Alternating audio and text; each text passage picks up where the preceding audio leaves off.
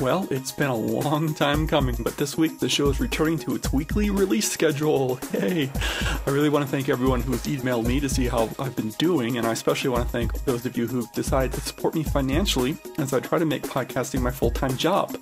Health-wise, I'm doing great these days, but I am sorry to say that my email server has not been feeling well over the past couple of months or so, and has not been sending all of my email out. The condition seems to have been corrected by my hosting service, so if you emailed me or made a donation and never heard a reply from me, please email me again so I can say thank you, and if you did make a donation, then I can make sure you've gotten the bonus materials. Finally, I've been helping Ben Clark to produce his second season of Ski the Himalayas, a podcast that focuses on Ben's adventures with various climbing partners. This season is really quite good, and I highly recommend everyone check it out. Just visit skithehimalayas.com or search for Ski the Himalayas in iTunes. More updates next week, everyone, and now on to our regularly scheduled programming. Hello, this is John Miller, the creator of The Rest of Everest. I think I can safely say that this show is, without a doubt, the most in-depth look into the entire experience of what it takes to climb Everest, as well as some other peaks throughout the Himalayas. But all of the events in this series are shown in chronological order, so if you're new to the show, please go all the way back to episode 000 and watch everything in order. That's truly the best way to enjoy it. Thanks.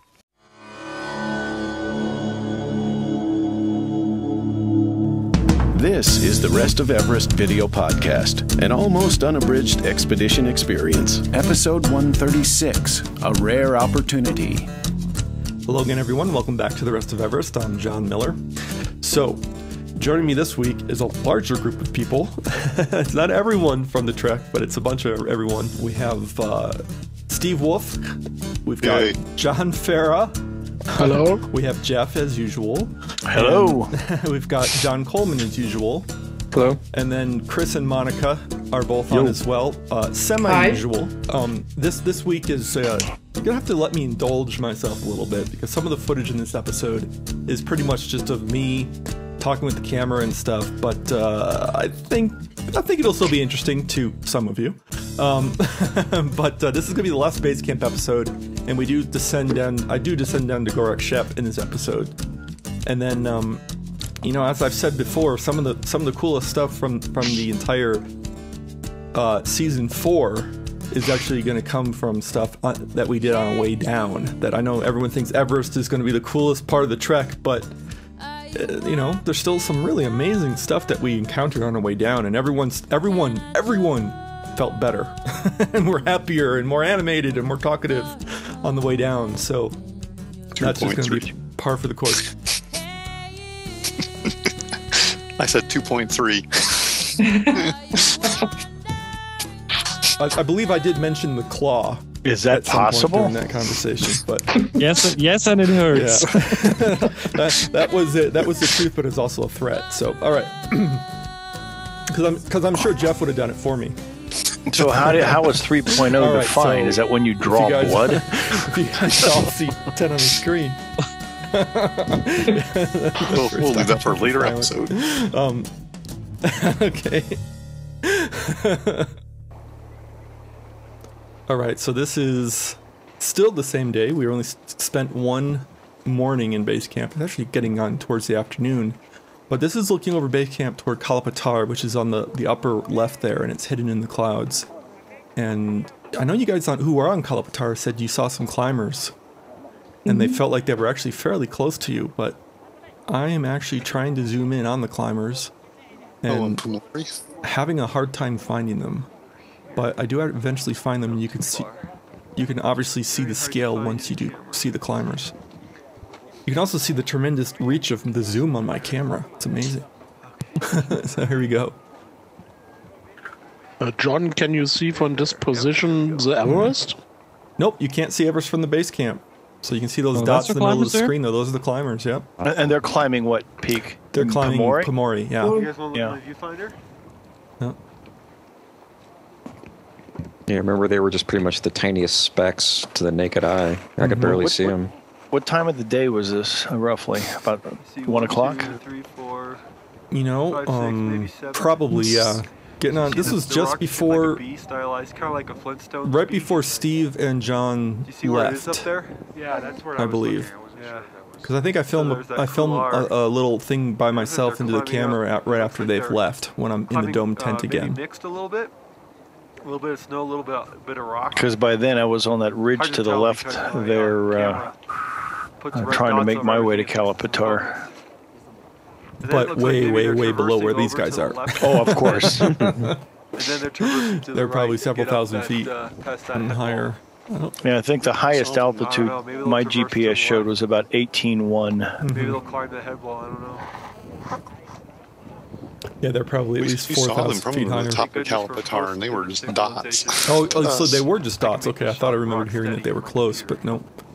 Just No, they were dots. just little teeny dots, tiny. And here I can see 1, 2, 3. I think we can see 5 people climbing, maybe 6.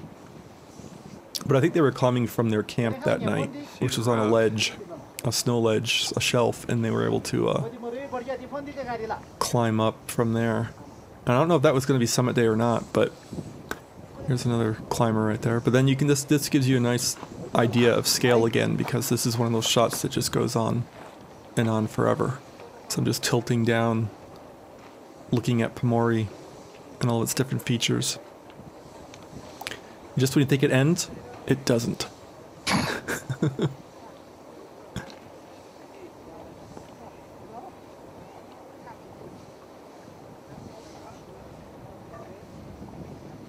So now we're in the base camp, and I'm still going.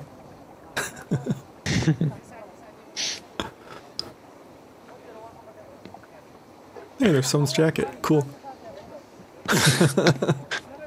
And there's Karma. These shots are really, really impressive. So this was the solar array that they had at our camp at base camp. Okay, you have to go inside here. And that charged one of those huge, almost like a truck battery, right? Well, it's just a car battery. Oh, yeah, it did. Yeah, they had a truck battery there, which is huge, and then they had an inverter off of it, and it worked really well for them. And like I mentioned in a previous episode, it doesn't make any of the noise the generator makes. But this is the cooking tent. Tent? Well, tent meaning it has a tarp ceiling, but yeah, they do build it up with stone. So, Stone tent. Yes. Pretty windy up there, I guess, at times. Oh yeah. Now, do they leave that structure up year to year, or do they just build that anew every season? I don't know. I'm guessing they leave it up, but yeah, I would it's guess hard to but tell whether or not it's theirs every season. So did you film that, or did I'm filming that stuff what here. you think? And rice, dal, and curry. Yes. Yeah, so this stuff always amazes me, because again, this is all at 17,500 feet or thereabouts. And Was that Cherry? Yeah, it's Cherry in the front there Cherry. with the vest on with the white, light colored sleeves, the long sleeves. But primarily, you're going to see Dawa cooking, and just this is what he does. This is what he does day in, day out, several times a day, and then he actually ends up probably making about 6 meals a day because You don't get cold when you cook. No. because the climbers all eat certain stuff, and then I think the staff all eat different things because they've got their own diet that they stick to. That's local. Rice diet. Yeah. Sherpa fuel. What I was saying earlier is that well, you don't get cold in here, do you? Because it was like a sauna in there. It was so warm, I couldn't even believe it. Like I could have been wearing shorts and a short sleeve t-shirt in there. It was so hot. And it was actually humid, believe it or not.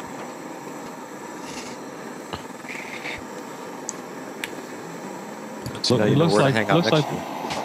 Looks like the water evaporates pretty fast, though. Yeah, it does.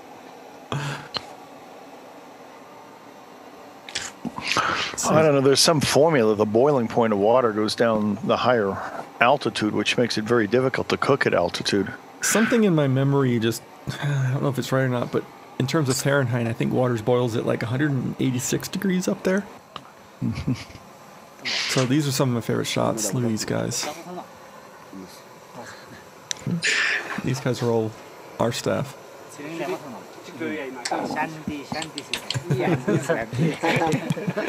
Sure, he carried the battery up, didn't he? Yep, did. In unbelievable record time. 45 minutes uphill. Hey, John. No, 50 minutes uphill and 45 minutes downhill. Well, 45 minutes up is what he said. Yeah, And okay. I have to tell you that I bought a 5-gallon water container for our water cooler yesterday and brought it upstairs to go into the water cooler for us. And that thing weighed about 40 pounds, 8 pounds a gallon times 5 gallons.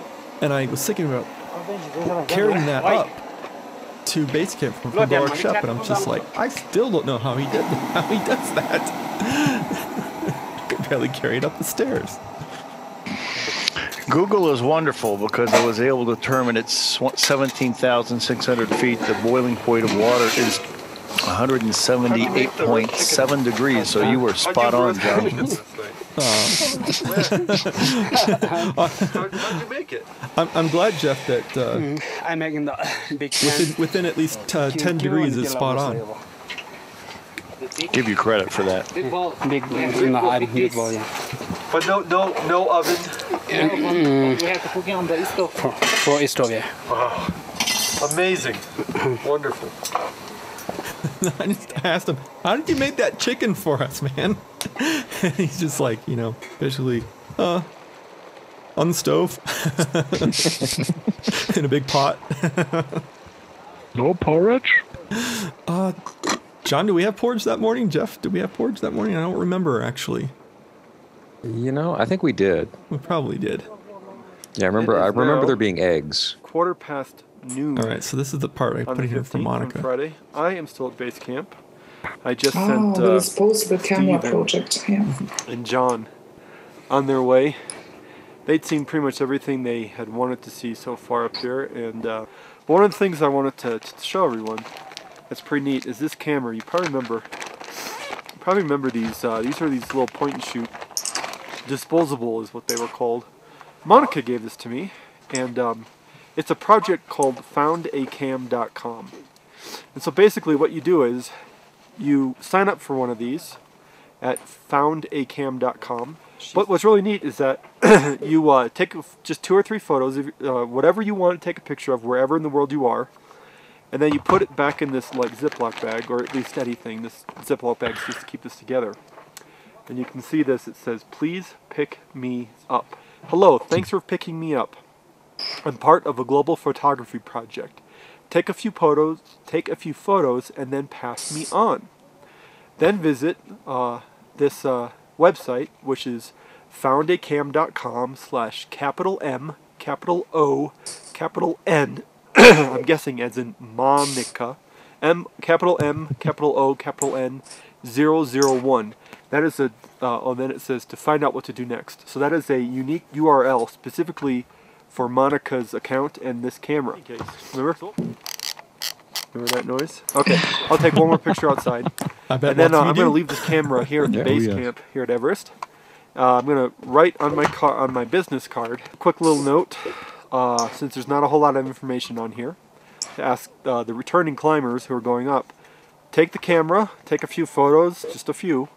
Give it to a friend if you want. They can take a few more, and then pass it on to someone else in the world. Maybe someone else here at base camp, another team that speaks maybe a different language, but maybe they speak English a little bit, so you can communicate with them. And then hopefully it'll make its way to numerous countries around the world. So I'm just going to write this real quick, and then once the photos are completely used up, the URL here will tell people to send the photo or send the camera. I think I'm not exactly sure where to send the camera. I haven't gone to the website yet. But once the pictures get developed, all of the photos will be posted to their own Flickr page. So it's a pretty neat project, and this is a pretty unique experience to be able to take some pictures of base camp and then send the camera on to base camp. So I did write something on the back of my card. It says, "Hello there. My new friend Monica from Germany gave me this camera. And now I need to pass it on. Please take 2 to 3 photos of anything underscored, of anything you'd like, and then pass the camera to another stranger. It's a cool project, and you can get all the info from the website on the postcard. Cheers, John." So I'm going to take another picture. Let's see, hopefully in a few months, what people come up with. Well, the status is not looking good though. No, not yet. I thought I'd get a few shots of these since then. cool erratic boulders that were once on top of the glacier and are now slowly melting into the glacier and obviously will fall at some point. But I wanted to give you a sense of the scale of some of these. So this is one I found right here. There's another one right here. See if you can tell which one's bigger. Yeah, so none of you guys have seen this footage before. So yeah, see if you can tell which one's bigger. So is it this one? Or which one do you think is larger? That's amazing. It's pretty scary, actually. I think that one's bigger. Hold on a second. Try to get up here. Being the archaeologist, I always give scale. What do you think? That one? Is that one bigger? Or is this one bigger? Love that shot. Wow.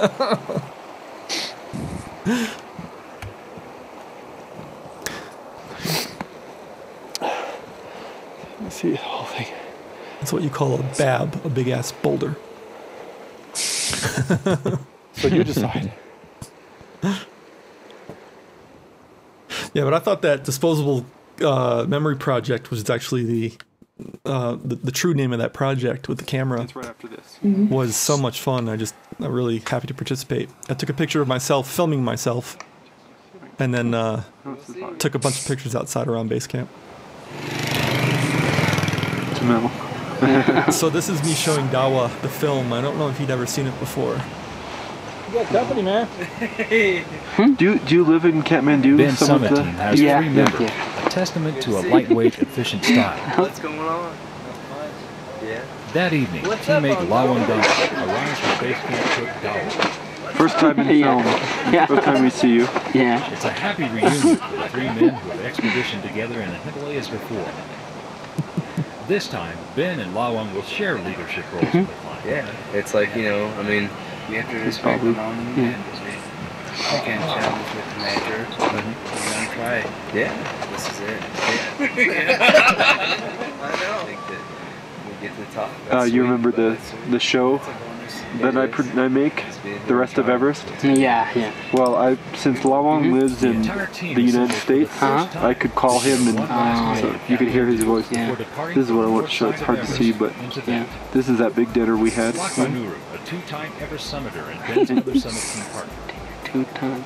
Bokalama, a 4-time Everest Lakwanuru, by the way, is not the Sherpa who died in 2009, being crushed by some ice in the ice fall. I just want people to know that. Different. All these different spelling, person. all the names by Lawang. Dawa, assistant to the expedition. And Dawa Gyaltsen, the team. Is your middle name is Gyaltsen okay? Gyaltsen, yes. Yeah. Okay, good. Yeah. These guys grew up in the Himalayas and they know these mountains. Because here is proof that even in these terrible conditions, So here we are at Summit Day. Yeah. Summit. Still, possible does not mean probable. And at those altitudes, there's so much that can go wrong. Nice voiceover, John. Remember?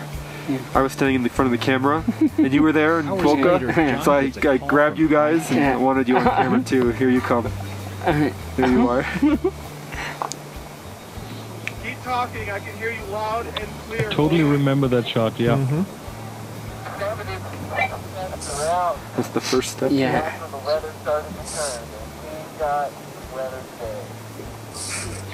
I'm so proud of you, man. I mean, I'm crying down here at base. I always cry. I'm so emotional, not knowing where you I cry all guys the time. are, and just really hoping that you made the summit today.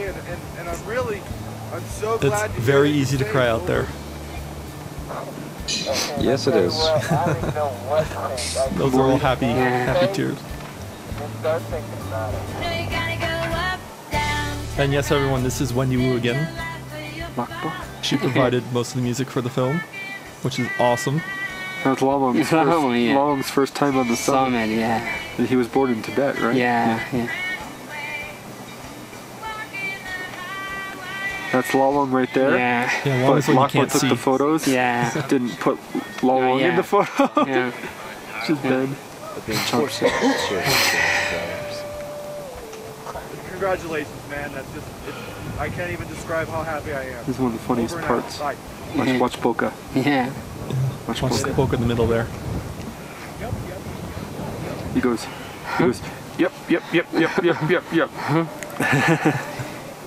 Anyway, that's... Yeah. Boca is this year also. He's here? Yeah. Somewhere? Oh, on the Tibet side? Yeah, Tibet side. Yeah. So this is us actually leaving base camp. Dawa and I had a nice goodbye. He found out that he, hopefully, for him, he is not going to do too many more of these long expedition trips, and he might be able to join us for one of the workshops in the future as our cook. He'd really like to do that. So this is the way out of base camp. Thought I'd show some of the trail. You can see it's a little bit rocky, just a few rocks here and there. That's Karma's. Those are Karma's feet. Looking across over base camp. That little camera I had no image stabilization at all.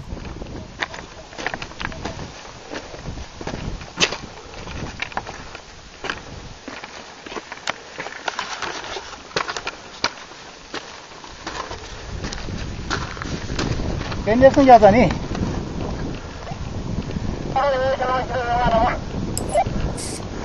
Sana Glacial malap kirong.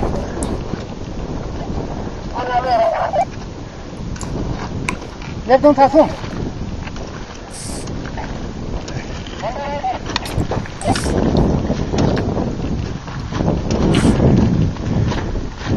What you see there to our left is the glacier itself, heading all the way down the valley. And all these little rivulets running to it, which I just thought was really pretty. If only I could have held the camera steady. If I recall, it was pretty difficult even like standing up there, let alone thanks, John. Holding the camera steady. Yeah. I mean, it's hard to tell, but I mean, it's, you know, that terrain, those rocks and that dirt is in most cases less than an inch thick, and beneath that it's just ice. Yep. So I mean, if you step down too hard, it's, you know, you might as well be on ice skates. So what camera were you shooting with this with, John? My little disposable HD camera. Okay. $159, which included an 8 gig SD card at the time, and I will not be bringing that camera with me this year. I have 2 much higher end cameras that I'll be shooting with, in addition to my pro gear. There's base camp in the distance there, just on the right side of the frame right now, and I'm looking up, looking up towards Tibet. That's the ridge that separates Nepal from Tibet, and there's Pamori completely in the clouds at this point.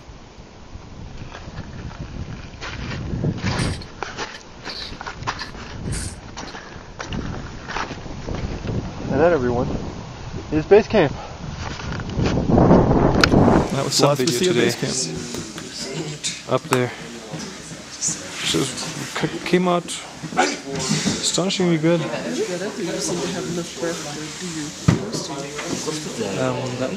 was once I was up there. But this is back in Gorak Shep. And Forming the toes. Yep. Yes, absolutely. Okay. Deep breaths. No idea what John's talking about there. I think I was talking about what I just mentioned. Just about how the ice rocks, underneath it. Yeah. We're going to be talking with Kyle in just a second. Kyle, I've just brought him into the show. So, hi Kyle. Hey everybody. This day was a very big day for Kyle, and one thing I didn't mention a few episodes ago on top of Kalapatar is that Kyle climbed Kalapatar too, and he just didn't summit with the rest of the group. So here he is, about as exhausted as I've ever seen anyone in my entire life. All right. Yes. Yeah. I was very exhausted. The reason I wanted to talk to you, incredibly, if you can keep your eyes open, is that you had keep your eyes open. Yeah, I don't recognize myself at all. Epic day. I can tell that this was probably one of the most exhausting days of your life. What happened? Why are you so tired? What happened? Because I pushed my limit. Yeah. At what point? On the way down, on the way up? Oh, on the way up. Yeah, down was easy, but yeah. No, on the way up. Yeah, I just decided I was going to do it. So, at what point on the way up did you realize You haven't seen this footage, have you you? were running out of gas? I think I saw The whole it thing. once. Yeah, it was a while baby ago. steps. Yeah. It was baby steps, Yep. so it was Yeah. like 3 hours, 4 hours. Yeah. Baby step. Fighting off a headache. Why'd you keep going? Because it was my goal. Yeah. It's hard for me to give up. Obviously. Do you still feel that way looking at this footage now?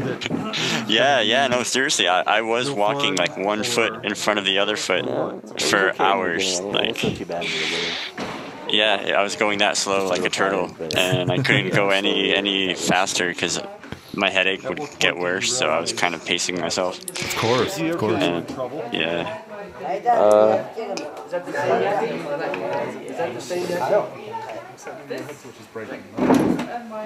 Maybe when Tsunami went down. I'm totally Megan, just and I was there by myself. sympathizing with you here because That I've was been kind of a exactly in little, the like, same all right. state when I went up to ABC on the north side in 2003. But I knew that. Yeah, I knew that. I think you mentioned that after. Yeah. I wasn't too worried. At what point were you joined by a Sherpa? When they brought up the lemon juice.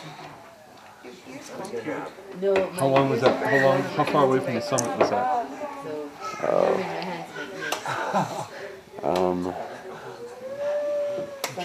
There's kind of like this hill part where after the snow starts, kind of.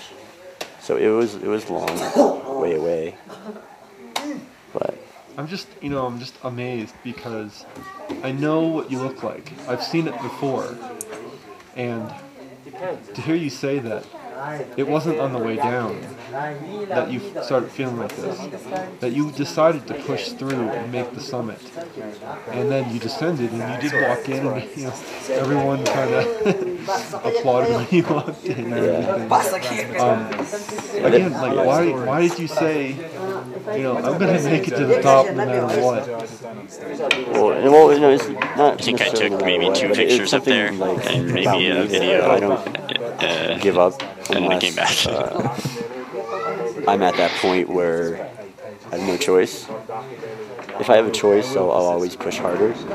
But yeah.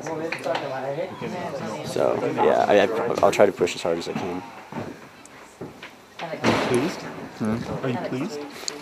Yeah, I'm pretty pleased. I mean, the view wasn't as nice as it could have been, but I'm pleased that I accomplished my goal.